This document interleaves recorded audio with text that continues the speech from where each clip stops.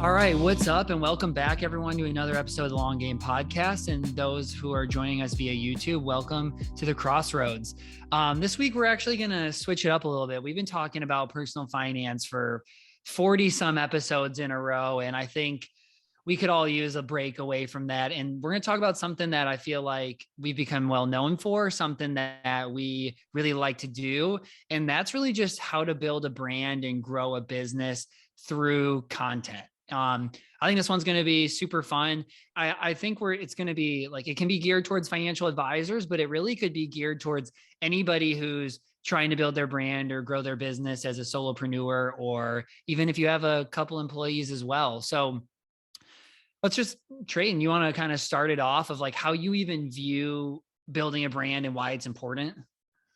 Yeah. And because I think there's a lot of different ways to think about like what a brand even is. Some people think it's just kind of like the logo or your font or the colors, but a brand is really just like the first thing that comes to mind when people hear your name. It's basically just your reputation. And I don't really know how people like built brands in the old days, honestly, other than like paying for commercials and just all that sort of stuff. And nowadays, like you can just build a brand online. You don't need to have a lot of money, because what you're doing when you're building a brand is just trying to get attention around what you're doing and get people to know what you do by your name and your content. And that kind of leads into the content creation. Like every single piece of content you put out, whether it's a blog post or a tweet or an Instagram post, every single piece of that is building your brand. And that can either be a good or bad thing. Like if you put out bad content, and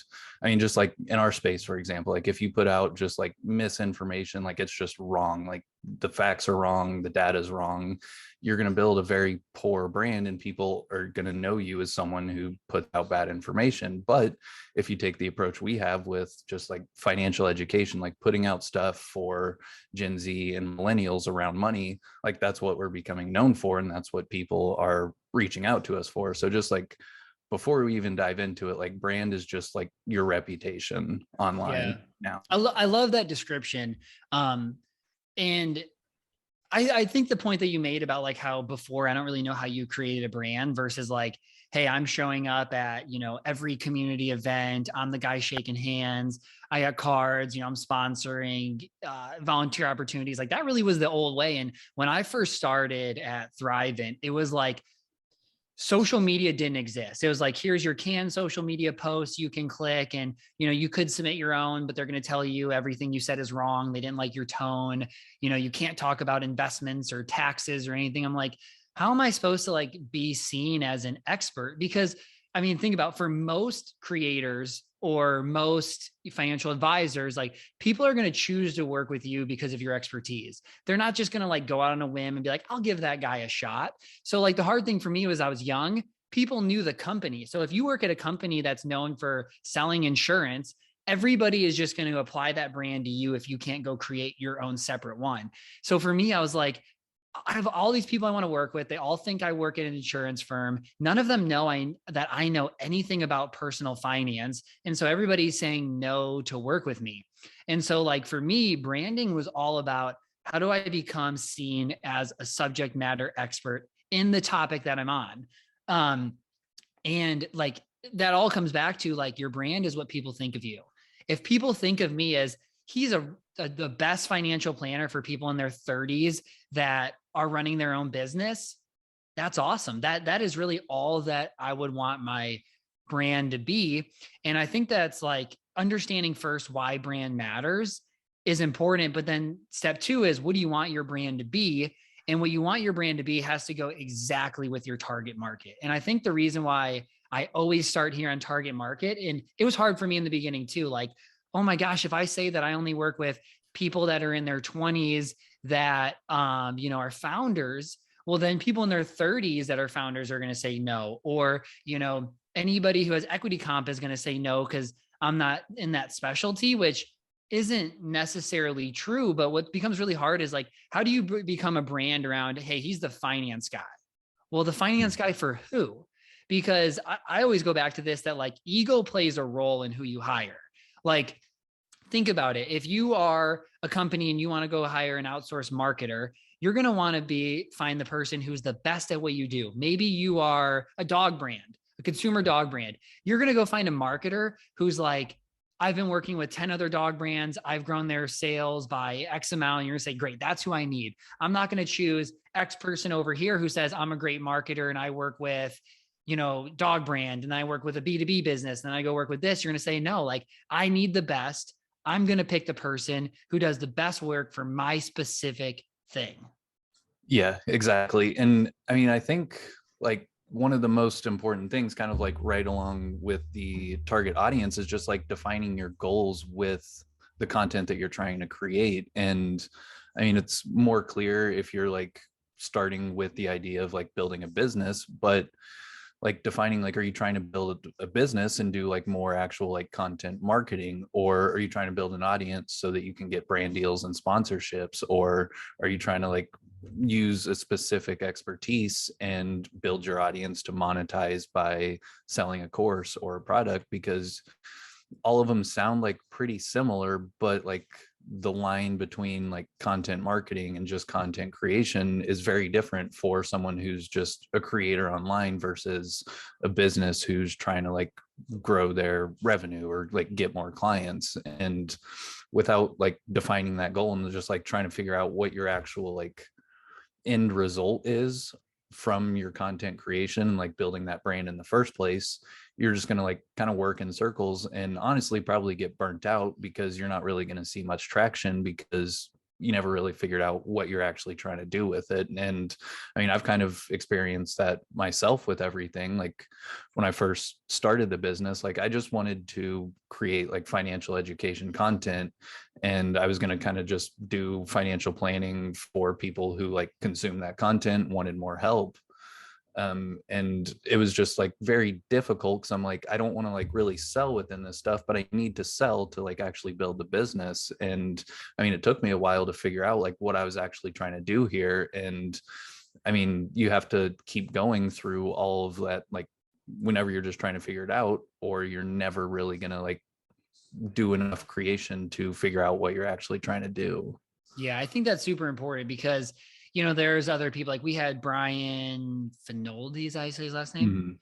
We had him on and he's like an influencer in this way. Like the name of the game for people who are going to sell courses, like cheaper courses, or, just try to get brand deals and things like that. The name of the game is followers. Like you need to create content and you need to do things that are going to grow your following the quickest. So you might be paying other accounts that have tons of followings to get you put out there.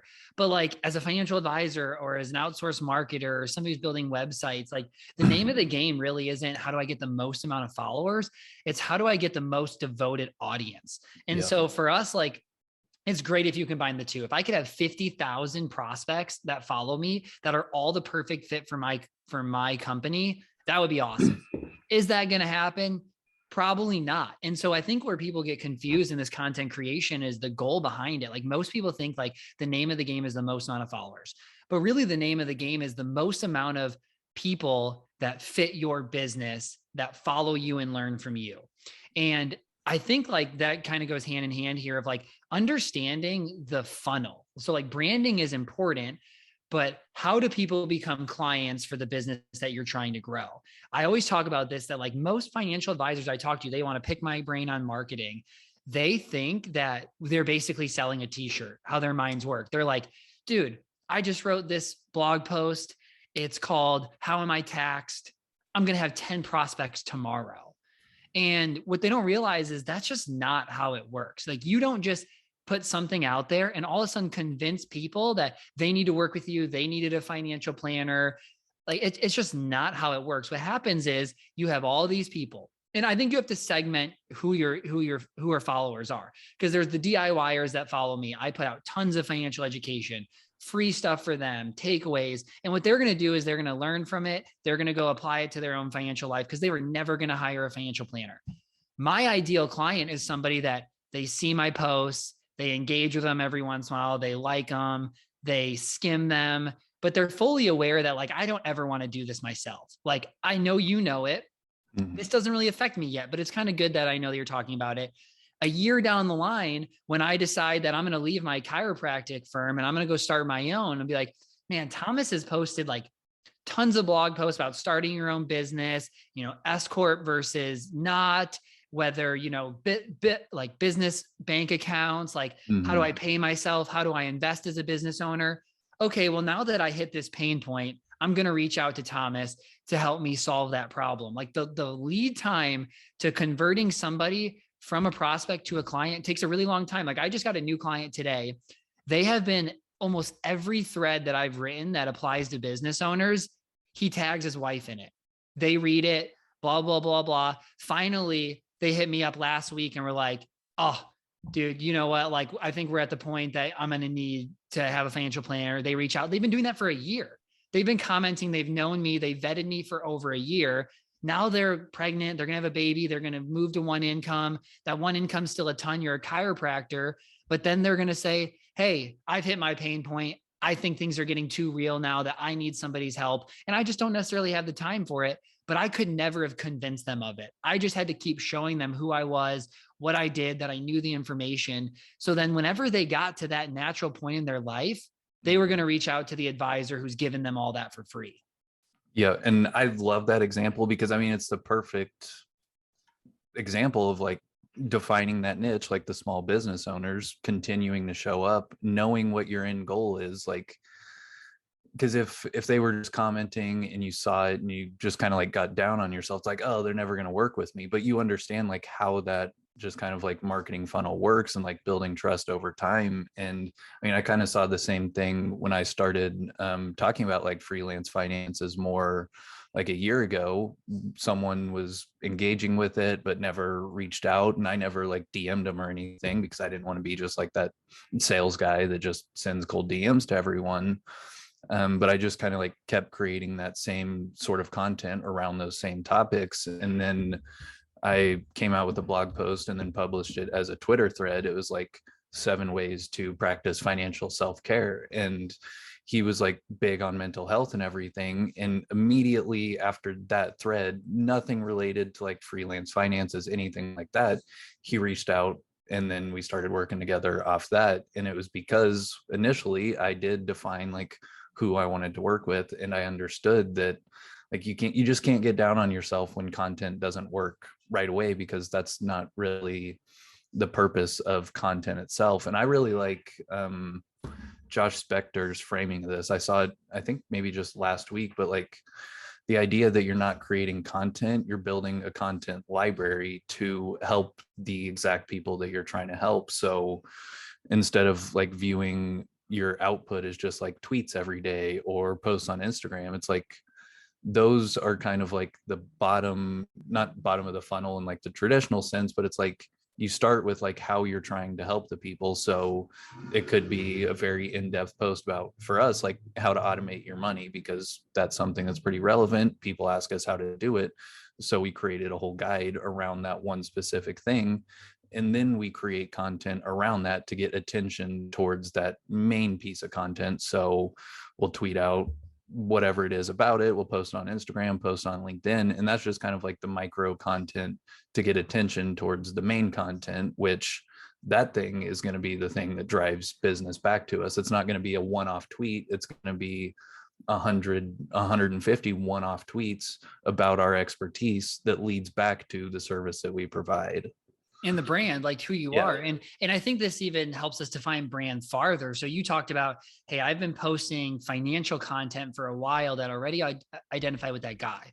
But then it's a step further. Then you hit something that hit home more for him. Like, I care about mental health. Like maybe he's somebody that struggles with mental health, and like he's been worried that he's gonna have a financial advisor that just tells him what to do, adds anxiety, doesn't really listen, and like help him fine tune a financial plan that alleviates anxiety for him. And so I think like brand is more than just like, here's who I work with and here's what I do. But people now even want to go a step further. Like they want to work with people that they would like to hang out with. Like your financial planner is not somebody that you just talk to once every 3 years. If you have a good financial planner, like we're meeting with our clients, 6, 9, 12 times a year. You don't want to be going into that meeting dreading the conversation. So you want to have somebody you like, that believes similar things to you, that serves the similar person to you, that has a process around that. And all of your content creation should be telling them all of those things. So then when they come to meet with you, the only thing they have to see is, can I afford this fee? And does it make sense? Because I already know everything else checks the box. And that's what content and social media can really do for you. Like, I think that is so important to realize it's deeper than just your expertise. Exactly. Like it lets people see like what you know. I mean, like it's really just a living, not a living version of yourself, but it's literally just Kind of. yourself, but online for people to see and get to know you. Like it's called social media for a reason. Like, and whenever I kind of just like get like caught up in social media too much, I just step back and think about it like kind of as a networking event. Like if I was acting the way I am at a networking event that I am online, would people be talking to me, or would people be interested in like what I'm talking about? And I mean, that helps me just like find the balance between like educating, putting out content, like trying to promote yourself, but then also still like engaging with others, just like being a person online. Because I mean, at least in our industry, you can see the advisor profiles who they only just like tweet out links to their blog and aren't ever really engaging or doing anything. They have no followers, no engagement whatsoever, because they've never really put in the effort to like build a brand and become known for something. They're just kind of like treating it as kind of like a Yeah. sales thing. And that's just like very weird to me. See, and that's why I'm not the biggest fan of the business accounts. Like, okay, we have All Street Wealth Twitter, like that's totally fair. But in general, like, I don't think if it was just me owning All Street Wealth, that I should be All Street Wealth account, because it's so much harder to identify with that person. Like the content you put out on the education is one thing, but what people actually care about is the person behind the creation of that. And I feel like Justin put this in me of like, just the whole idea of like, my idea behind my brand was give away everything I possibly can. Like there are the people who like their accounts are just ads, like they're hating on other people and then they're just posting about what they do and their pricing and things. And like nobody really identifies that. So my thing, I always said this from Justin, was give, ask. Except for the thing is, I almost never ask. The only thing I ever ask is like, hey, if you want to join my newsletter, here's this, and here's a free giveaway. But I don't ever cold DM people or ask people to meet with me. I just feel like from where I came from, that's such a like an icky feeling to me of being sold to. Like I've met friends have been like, hey, I tell you about my job, and I sit down and they just throw this whole sales pitch. And I'm like, oh, I hate this. I never want to work with you. And so I don't want to be that person to others, but like I have a bunch of devoted followers that don't work with me, that I like talk to them about. They share my information for free because they like it. Like I'll answer any question that they have. Like my goal isn't, hey, you just asked me this question, that's why you should work with me. It's like, I'm going to try to give you the best answer I possibly can. Like, hey, I even have like, I think, maybe this is weird for us too. Like I get referrals to my clients' parents all the time, like weekly. And I'm like, hey man, would love to work with your parents. That's just not what I'm best at. Like you guys are my specialty. You guys are what I do well. Here are two financial planners that would be perfect for your parent situation. And so like your brand can also be I'm not a salesman. I'm a right fit. I'm going to help the right people. And all I want is the best for everybody. And by doing that without expecting things in return, you get a lot in return. Like I always talk about, I get so many referrals from financial advisors because they know my brand. They know I'm not trying to sell people on it. They know we do good financial planning. And if they're not the right fit, I'm going to send them to somebody else, not just try to take their business and hope I can, maybe help them a little bit. Exactly. And I think like if there's any advisors listening to this and you want to see like a really good example of this, like go to Tyler Olson's Twitter account. It is the best thing I've ever seen on like just that like give, and don't really expect anything in return, because he's providing so much value for free and he knows his audience, like what they need and how he can help them. But I think kind of like touching on like the not ever really asking, I think that's, I mean, it's something that I've kind of struggled with, because like I do enjoy sales and I would like to have more control over like just business growth and getting clients and all that sort of stuff. But also the idea of just social selling, and again, going back to brand and like marketing funnel, like knowing someone's journey to how they're going to work with you. Like even if you were to do it the old fashioned way and like go to networking events and like just try and get your name out there, like if you just start like trying to sell yourself right away, no one's going to do business with you. And it's almost like your online profiles are just like a business card. Like you're going to give it to them. So then maybe in a little while, they're going to come back, look at your website, see what you do, everything like that. Social media is the exact same way. Like if you talk about things that you're passionate about and like whatever you want to educate about, and you have your profile set up the right way, someone's eventually going to figure out like what you do and how they can work with you. So that could be like us having All Street like within our pinned tweet or our bio. Like someone can see our content, go to our profile, see that we're financial planners, co-founders of All Street, click through to All Street. That profile is optimized because it says we do virtual subscription-based financial advice, all that sort of stuff. The website's linked within there. They can go to the website. So it's just like a super easy transition to, if someone wants to learn more, they very easily can. And we're not going to shove it down your throat. We're just going to sit here, provide value. And if you like it, awesome, follow us. If you don't follow us. If you want to work with us, we make it very easy for that to happen as well. Yeah. I think every time people are like, oh, hey, how's your business doing? How's it growing? And they're like, how do you get clients? I'm like, I post content, people go to my profile, they book a meeting with me and I meet with them. They're like, what? You don't have to like reach out to people. They're like, from Twitter, they just book a meeting, or from LinkedIn, they just go to your profile and book a meeting. I'm like, yeah, I haven't sent one cold DM to a single person. I haven't asked anybody to become my client. Like I haven't pressured anybody to do it. And I think that people think that that doesn't necessarily happen, but I think if you do it the right way, it does. And that was always the goal. Like when I left the first firm, it was, I want to create content. I want to educate people. And when they need my help, because like financial planning, it like should not have to be sold. Like people need financial planning. Like there's so many people, almost everybody I know is anxious about money. Mm-hmm. They need help. No matter how much money they have, they still need help. And if you offer a service that is valuable, where you're not just selling them things that they don't need, you're not just throwing them in an investment account and doing nothing else. Like if you're actually doing real good work for people, you will attract the right type of people over time by sharing your message and educating people. Like that is fully what I believe.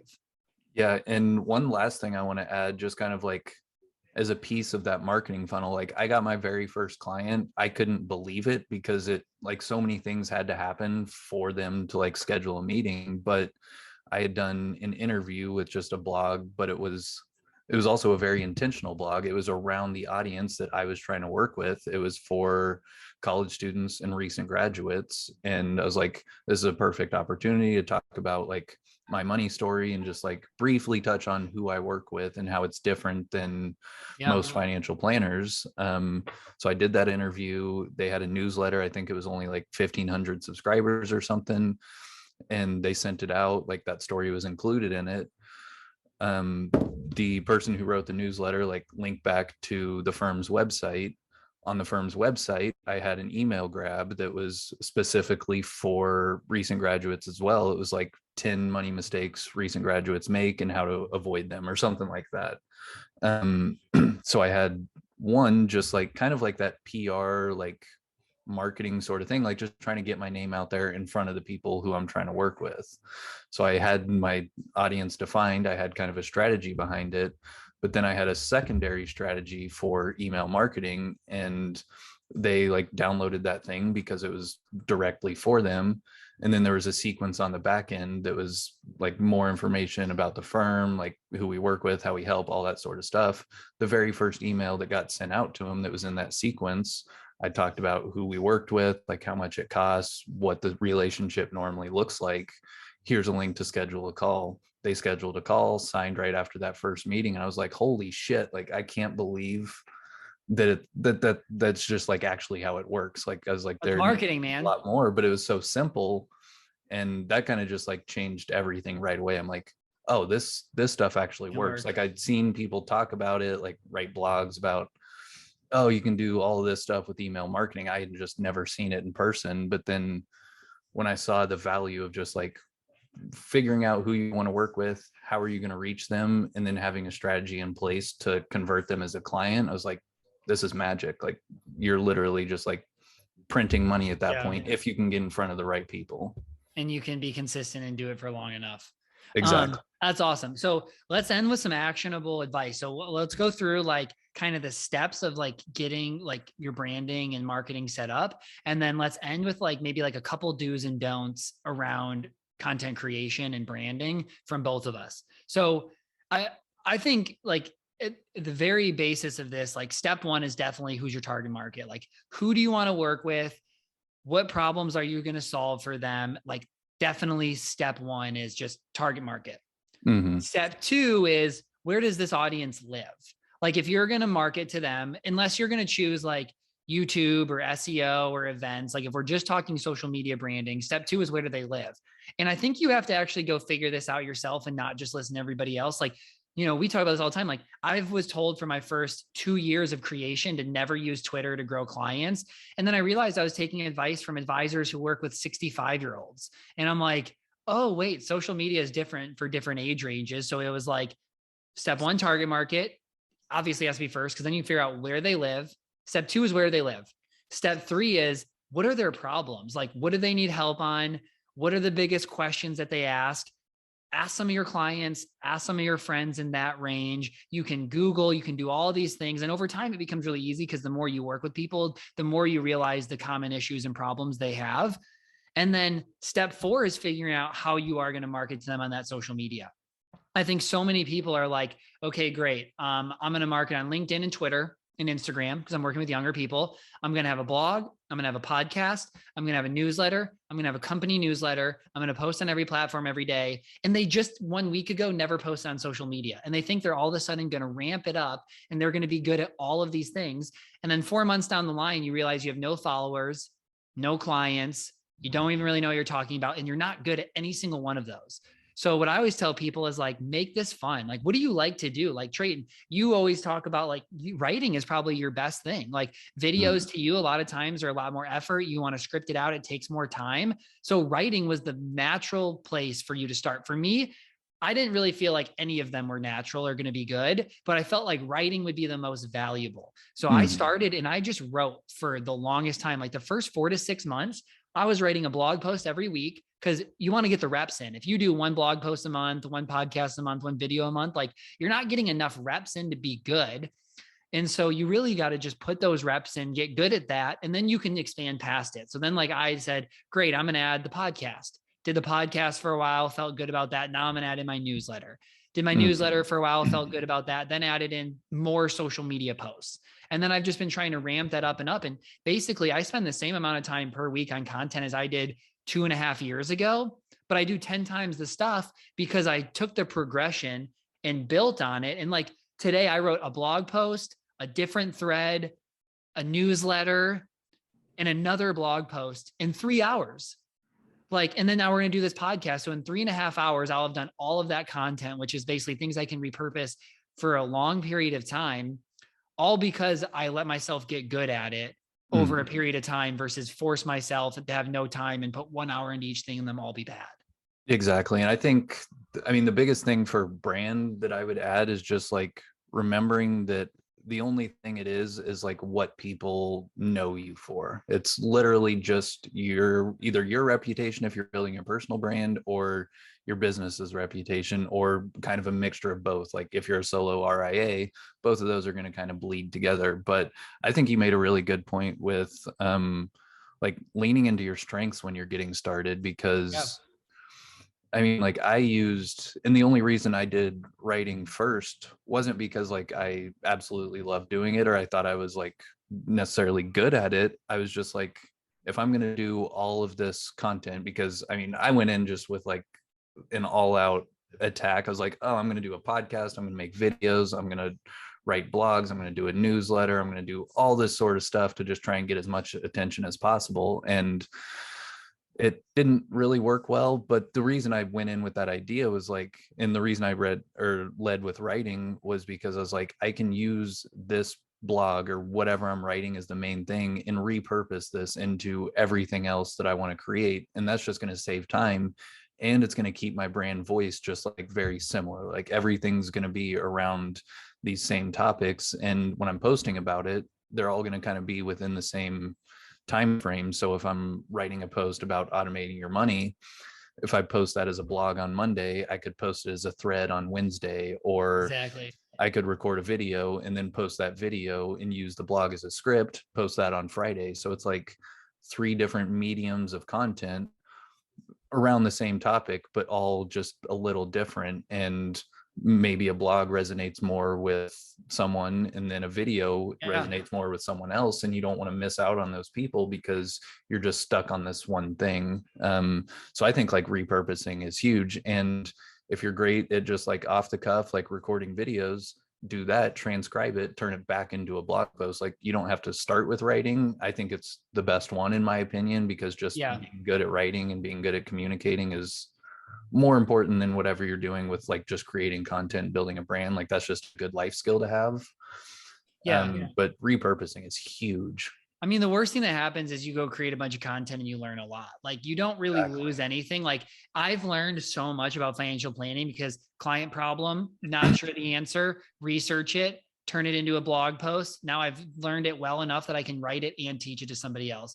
The other thing I'll say is you went back to Justin Welsh's thing about like your content library. Like I had a client today just reach out and was like, hey, I would love to learn more about Bitcoin. And I'm like, great. Here's 3 blog posts, 3 podcasts I've posted for you.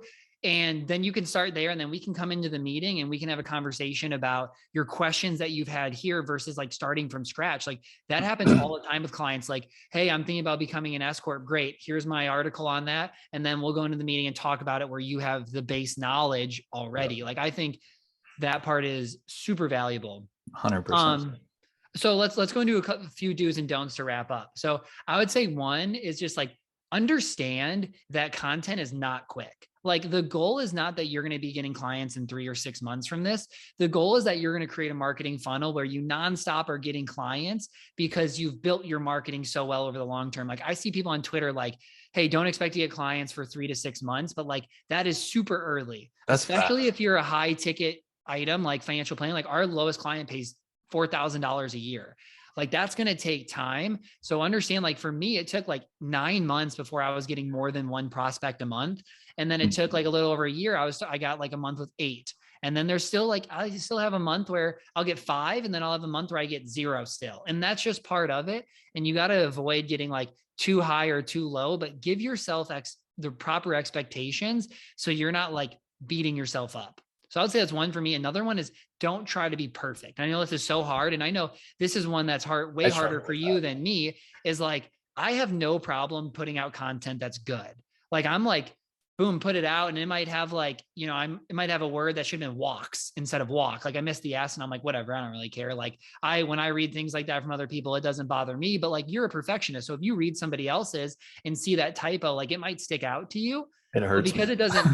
Because it doesn't to me. I don't really care. And so a lot of people end up not putting out good content or enough content because their own perfection stops them from posting. They're like, oh, what if somebody doesn't like this? Or what if that? For one, know that in the beginning, almost nobody's following you, that it doesn't matter. Yeah. 2, like if you have a post that isn't great, unless it's significantly wrong or like a really terrible take that's like, political or racist or something, like people aren't going to just be like, I hate that guy now because he had a spelling error in, tweet 12 of his 20 tweet thread. Like, I think those are 2 really big do's to like focus on. Yeah. And I would say for the do, think about like every single touch point that someone has with your brand, like all the way down to when they put in their email on your email grab thing on your website. Like what's that message that shows whenever it flips around and says like we've submitted or received your submission? Like you could tailor that to say like something a little funny, or just to show that like you truly actually put a lot of work into your brand. And for a lot of people that probably doesn't matter, but I mean, at least in my example, like I want to work with like creative people, and those are the kind of people that pay attention and like really appreciate stuff like that. Or something like whatever the auto email that gets sent after someone subscribes, like within ConvertKit, the basic one just says like action required, confirm your subscription or something. And it's like, oh, thanks for signing up, click this button. It's like, that doesn't really mean anything to anyone, but if you customize that, like it doesn't have to be anything crazy, but just like putting that little effort in goes so far with like building like a true brand that's going to last and people actually remember. Yeah.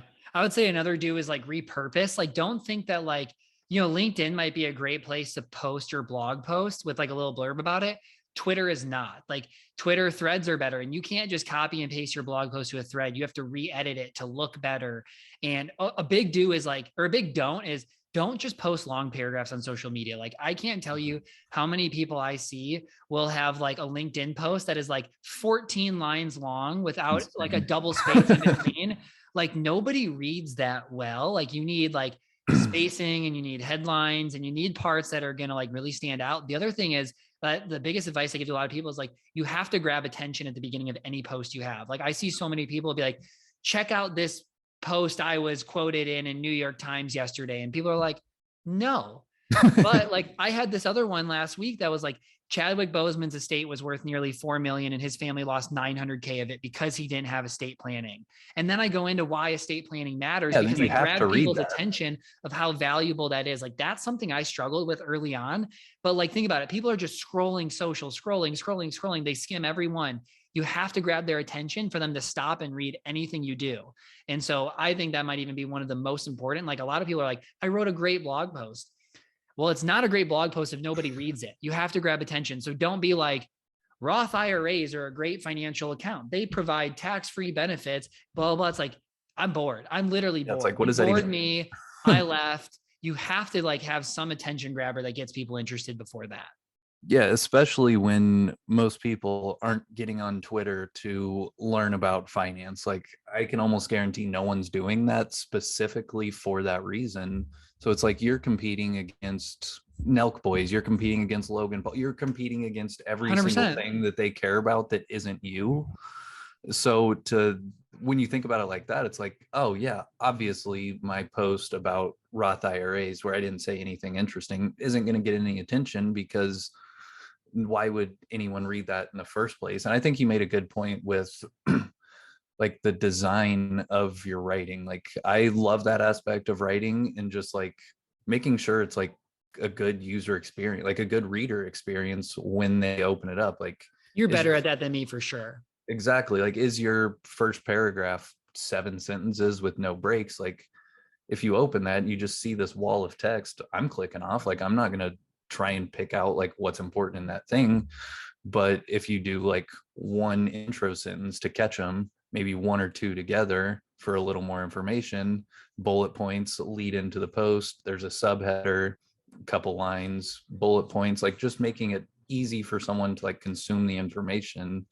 And if they want to read every single word, it's also very easy for them to do Yeah. that as well. Yeah, I love that. Last piece of advice, and then we'll go, is that write in the way that you talk. And I Yeah. think some people say no, but like, if you're like an individual person that like you're going to try to get people to work directly with you, like I write in the way that I speak, and write simple. I see so many people start out and they're using acronyms, big words. If anybody doesn't know something, that they don't know what it means by something you say, they're done. Nobody's going to be like, oh, what's this word? Dictionary.com, go back, finish reading. That doesn't exist. Like, nobody cares that you sound smart.